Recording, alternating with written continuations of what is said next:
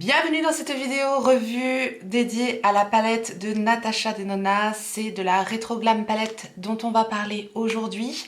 Je vais vous décrire cette palette de façon approfondie pour savoir si elle pourrait vous correspondre ou pas. Pour les personnes qui hésitent éventuellement à se procurer cette palette-ci, je vais vous parler des fards, des textures, des rendus sur les paupières. Et justement, pour les rendus sur les paupières, je vous propose dans cette vidéo également 3 looks que j'ai réalisés avec l'intégralité des fards. Donc ces 3 looks sont vraiment là pour que vous puissiez vous rendre compte de l'effet justement des fards posés sur la paupière, parce que je trouve que c'est pas toujours pareil qu'un swatch. Ce sont donc des looks plutôt simples, dont celui que je porte aujourd'hui qui est un tout petit peu plus technique, mais c'est vraiment des looks que j'ai voulu réalisables et surtout pour vous montrer le rendu des fards. Donc voilà, j'ai pas trop mélangé les couleurs pour que vous puissiez voir ce que ça donne sur les paupières tout simplement, et éventuellement que ce soit voilà du look simple, facile, efficace que vous puissiez reproduire si jamais vous avez cette palette. Voilà un petit peu le sommaire de la vidéo que vous avez à votre disposition également sous la vidéo. Si vous voulez passer au look directement, vous pouvez, si vous connaissez déjà la palette ou si vous voulez juste un petit peu d'inspiration, eh bien vous avez le sommaire qui est mis à votre disposition pour cela. On va donc commencer à parler de façon un peu plus approfondie de cette palette Retro Glam palette de Natasha Denona. Pour la présentation, c'est donc une palette qui est proposée au prix de 75 € sur le site de Sephora. Après on peut la trouver un petit peu moins chère sur des sites comme Look Fantastic ou autres. De toute façon, je vous remettrai le meilleur plan en barre d'informations comme d'habitude. Nous avons 15 fards dans cette palette pour 19,25 g de fards. C'est une palette fabriquée en Italie et non testée sur les animaux. On va parler rapidement du packaging de la palette. Sympa, j'aime bien cette vague comme ça, les couleurs. Bon, c'est une palette en plastique, mais elle est jolie, elle est travaillée, ça fait cossu, ça fait qualitatif. Vraiment, on n'est pas sur du plastique cheap. On est sur quelque chose du plus bien fait. J'aime beaucoup le design de cette palette, ça me plaît, j'aime bien.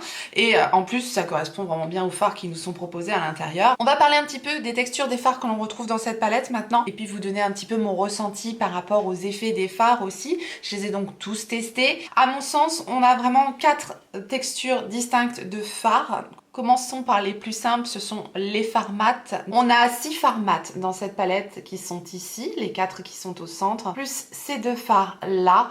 Au niveau des fards mat, j'ai absolument rien à dire, aucun problème à travailler. Même les fards les plus clairs se révèlent une fois sur la paupière et on a vraiment de la pigmentation. Il se passe quelque chose, notamment celui-ci ou celui-là. Ils sont assez étonnants parce qu'ils se révèlent. On a l'impression qu'ils sont un peu gris comme ça, mais il y a toujours des sous-tons un peu verts dedans. Et je vous dis, ils prennent vraiment leur dimension une fois appliqués. C'est très joli. C'est vraiment des couleurs, à mon sens, qui changent. Voilà, maintenant, c'est clair. Si vous n'aimez pas ce type d'harmonie, la palette ne sera pas pour vous. Et il n'y a pas plus de questions à se poser. Maintenant, si vous vous posez un petit peu la question sur le rendu des fards, donc les fards mat, aucun problème.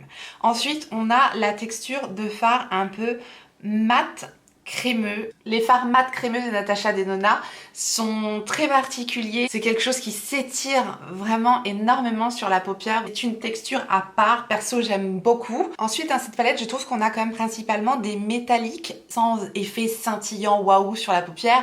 Celui-ci, ces fards-là également, celui-là, et également le fard qui est ici. Ce sont des fards qui se travaillent bien, ce sont des fards bien crémeux, assez fins. Si vous recherchez vraiment l'impact pailleté qu'il y a dans certaines palettes de Natasha Denona, voilà, il faut savoir qu'il y a vraiment que 2 fards comme ça dans la palette. Les métalliques pailletés de cette palette, pour moi, c'est celui-ci et celui-là. Celui-là est particulièrement pailleté, c'est vraiment un joli fard, voilà, effet mouillé scintillant, magnifique sur la paupière, et il peut se servir également en topper sur n'importe quel maquillage. Je trouve que ce fard-là est vraiment très intéressant dans la palette, même s'il est assez standard, mais il change un petit peu la donne. Celui-là aussi est très très joli dans la palette. Dans les fards métalliques, on retrouve quand même un petit peu de paillettes, je veux dire, il y a un petit peu de scintillement, mais vous voyez, pour avoir vraiment l'impact ultra scintillant, comme ce fard-là, voilà, on n'a pas du scintillant sur les paupières. Je pense que vous voyez un petit peu ce que je veux dire. Ce qu'on ne retrouve pas non plus dans cette palette, c'est un fard à effet, un fard un peu multichrome, un fard qui va changer un petit peu sur la paupière. J'ai pas retrouvé ça non plus dans cette palette. Donc à mon sens, il n'y a vraiment pas de fard waouh. J'ai pas eu un effet waouh. avec cette palette perso, hein, voilà. Elle est jolie, elle est sympa, elle change, on a un univers rétro qui me plaît. On peut faire vraiment des looks simples et qui changent, voilà, donc elle me plaît perso cette palette là, mais juste pour vous dire, si vous recherchez vraiment quelque chose de waouh, peut-être que vous ne le trouverez pas dans cette palette de Natasha Denona. Voilà un petit peu ce que je peux vous dire sur cette palette. En conclusion, pas d'effet waouh, néanmoins une belle palette qui se travaille bien, la qualité Natasha Denona comme on l'aime, ou pas, ça c'est à vous de voir, et un univers pour moi qui change, sauf si vous avez la Lime Prime XL2 qui était vraiment pour moi une palette à part, et on retrouve ça dans cette palette là. À part ça, les fards se travaillent bien, se combinent bien ensemble, je trouve qu'on, comme d'hab, c'est bien pensé avec Natasha Denona, on peut pas se tromper avec ces palettes, vraiment ça ne peut faire que des jolies choses sur les yeux. Et du coup moi je vais vous laisser avec les 3 looks que je vous ai préparés avec cette palette là pour que vous puissiez justement voilà vous rendre vraiment compte de l'effet des fards à poser sur la paupière. Et le look que je porte donc aujourd'hui, ça sera le 3e look et on se retrouve tout de suite après. Comme d'habitude, j'applique sur mes paupières ma base Master Eye Prep and Set de Make Up by Mario et je poudre l'arcade sourcilière avec la poudre de cette palette. Pinceau 231 de Zoeva et la teinte Faille que j'applique au niveau de mon creux de paupière de façon assez diffuse et également au niveau de l'arcade sourcilière. Vous pouvez remarquer que ce fard prend vraiment en intensité sur la paupière alors qu'il paraît très pâle comme ça dans la palette. Je le descends également légèrement au niveau de mon coin externe et j'en profite pour souligner mon ras de cils inférieur avec cette teinte.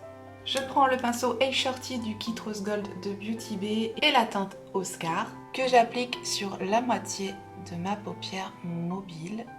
Et dans cette teinte beige, il y a des reflets vert clair qui se révèlent à l'application sur la paupière. Je retourne mon pinceau et je prends la teinte Maxi que j'applique sur l'autre moitié de ma paupière et je fonds bien les 2 teintes ensemble.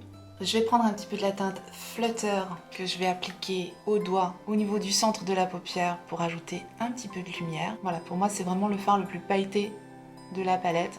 Et avec ce fard là, on peut rajouter vraiment des petites paillettes sur tous les looks. Je prends la même teinte avec le F15 de Freyara, vraiment un petit pinceau très précis pour ajouter une touche de lumière en coin interne et au niveau du dessous de mon sourcil, très précisément. Enfin, je prends un 317 de Zoeva et la teinte Jay-Z que je vais appliquer très précisément au niveau de mon ras de cils supérieur. J'effectue une légère virgule au niveau de mon coin externe, je remonte un petit peu au niveau du creux de paupière et je redescends au niveau de mon ras de cils inférieur. J'ajoute le crayon Aqua XL Eye Pencil de Make Up Forever en teinte numéro 36 en muqueuse inférieure et en muqueuse supérieure. À chaque fois, je vais utiliser le mascara Terribly de By Terry. Et voilà le résultat pour le premier look. Pinceau 235 de Zoeva et la teinte Belle. Je dessine un petit triangle au niveau de mon coin externe. Avec ce pinceau, c'est idéal. Je fais un petit triangle comme ça, je pense que vous verrez un petit peu à la caméra comment je dessine le make-up. Un triangle au niveau du coin externe. Et ensuite, avec ce qui me reste sur le pinceau, je vais remonter au niveau de mon creux de paupière. Je prends un 231 de Zoeva et la teinte Holly. Allez hop, au dodo. Et je viens estomper ma teinte Belle. Je suis en forme, hein, avec la teinte Holly. J'en profite pour descendre la teinte Holly au niveau de mon ras de cils inférieur. Je vais appliquer la teinte Flutter directement au doigt au niveau du premier quart de ma paupière. 234 de Zoeva et la teinte Flair que j'applique sur le reste de ma paupière. 236 de Zoeva et je reprends la teinte Belle afin de souligner mon ras de cils inférieur très précisément. Et au besoin, je réestompe avec la teinte Holly. Je vais mettre un petit peu de la teinte Flair au doigt pour vous montrer l'impact au doigt. Il s'applique bien au pinceau, mais voilà, on obtient toujours un peu plus d'impact en l'appliquant avec le doigt. J'applique le crayon duo liner de Charlotte Tilbury en teinte Mesmerizing Maroon en muqueuse inférieure. Et voilà le résultat du deuxième look avec le mascara. Pinceau M507 de Morphe et la teinte Fringe que j'applique au niveau de mon creux de paupière de façon très diffuse. Je descends bien la teinte vers mon coin interne et vers mon coin externe. Je nettoie mon pinceau, je garde le même pinceau, je vais prendre la teinte Lucie, tout simplement pour dégrader le fard que je viens d'appliquer un petit peu plus haut au niveau du creux de paupière en allant vers l'arcade sourcilière. Je prends le pinceau 212 de Make Up For Ever et je prends la teinte Evergreen. Je l'applique très précisément au niveau du creux de paupière, du coin externe, toujours en formant mon petit triangle, et au niveau du coin interne, très précisément. Et je remonte au niveau du creux de paupière, toujours en restant bien précise, et je relie le coin externe et le coin interne. J'en profite pour descendre cette teinte au niveau de mon ras de cils inférieur. Je prends un 223 de Zoeva, je reprends ma teinte Fringe. J'estompe le ras de cils inférieur et je restompe un petit peu au niveau également de mon creux de paupière afin de bien fondre la teinte Evergreen. Pinceau Shade Out du Kit Rose Gold de Beauty Bay et la teinte Ose que j'applique au niveau du coin interne et du coin externe en allant un peu par-dessus ma teinte mat, mais pas complètement, très légèrement également au niveau du creux de paupière. Je retourne mon pinceau et je prends la teinte Marline. Même chose, je fais diminuer cette petite place qui me reste de libre, très précisément au niveau du coin externe et au niveau du coin interne. Il va me rester une petite place ensuite au milieu. Je prends la teinte Palladiane directement au doigt et je l'applique, mais là où il me reste une petite place en fait. Je rajoute un petit peu de scintillement, allez, au centre encore. Avec la petite teinte flotteur, je rajoute un petit peu de scintillement au centre, toujours encore un peu plus précis. On n'est pas obligé, mais c'est pour accentuer un petit peu le halo eyes en fait. Je ne sais pas si vous aurez la possibilité de voir la subtilité en plus à la caméra. En tout cas, moi je le fais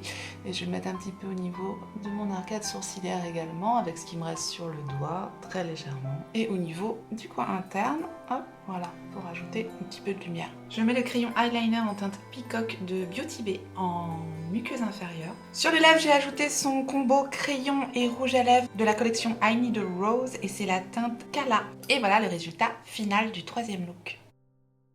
Voilà pour les petits tutos simples, faciles et efficaces que je vous propose aujourd'hui. N'hésitez pas à me dire lequel vous avez préféré. J'aime toujours savoir un petit peu ce que vous aimez comme type de look, ça m'intéresse. Et dites-moi surtout si vous avez craqué sur la palette ou si vous allez craquer sur cette palette-là. En tout cas, je vous remercie infiniment d'avoir regardé cette vidéo. J'espère qu'elle aura pu vous aider à faire un choix, qu'elle aura pu vous être instructive et éventuellement vous avoir donné un petit peu d'inspiration si vous avez la palette. Et si tel est le cas, bien faites-le moi savoir en me laissant un petit like sous la vidéo et en vous abonnant si vous n'êtes pas encore abonné. Bienvenue à vous et activez votre clochette pour savoir quand est-ce que je ressortirai une vidéo. Et en attendant la prochaine, n'oubliez pas, on n'a qu'une vie et moi je vous fais des gros bisous.